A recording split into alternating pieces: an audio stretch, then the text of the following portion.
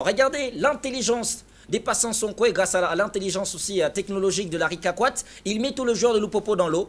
C'est-à-dire que le crochet intérieur qu'il fait est tellement parfait. Patrick Anongué et tout le monde est parti dans le vent. Et la passe est magnifique par la suite. Nous, ce qui nous étonne, c'est comment deux défenseurs vont être impliqués sur un repli. Patrick Anongué, Nathan Idumba qui suit les latérales et directement les seuls crochets met tout le monde en pâquerette. Encore là, justement, Pogba qui est en retard par rapport à son repli.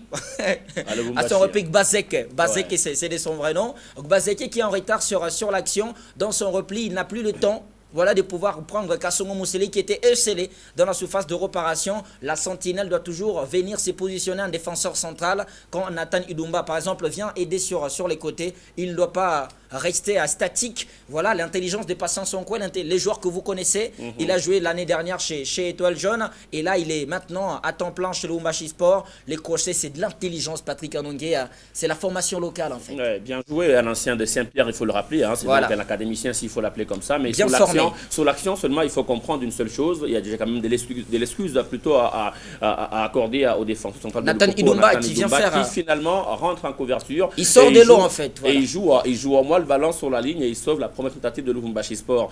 Mais sur la lecture de l'action, lorsqu'il vient en abordage, il vient en réaction sur les porteurs du ballon, je pense qu'il a manqué un peu des commandements à donner à son coéquipier. Parce qu'on venait tous vers un seul joueur. Je pense bien son ralenti parce que regardez les mouvements, le dribble ramène le ballon à l'intérieur, le dribble dépassé en son coin, ramène tout simplement le cure à l'intérieur. À ce niveau-là, voilà. Il devrait rester et demander à l'autre d'y aller jusqu'au fond. Le dribble n'est pas exclu, surtout qu'on est en pleine surface de vérité. Mais seulement, il est parti avec lui. En allant avec lui, il a laissé vraiment un champ libre pour le retrait.